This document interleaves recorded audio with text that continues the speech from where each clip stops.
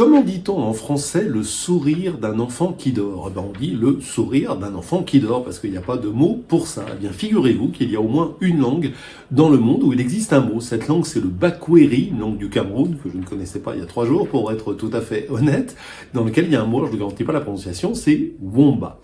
Il existe comme cela dans le monde des tas de mots intraduisibles en français, sans passer par plusieurs mots, sans passer par une périphrase, et c'est une manière de montrer à quel point les langues sont riches collectivement, et on a 6000, 7000 langues dans le monde selon les linguistes, c'est une richesse collective. Je vous donne d'autres exemples de mots intraduisibles en français.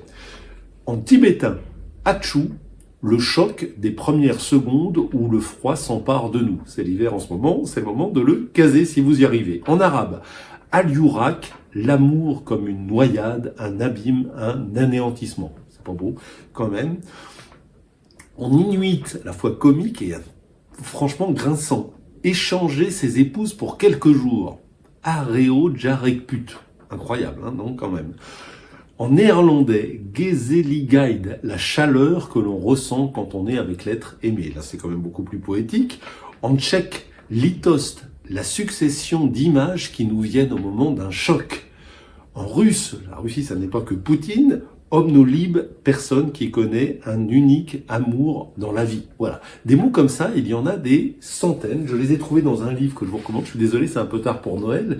Les mots qui nous manquent, qui en ressentent, vous voyez, beaucoup, mais ça se picore, hein, c'est un vrai jubilatoire.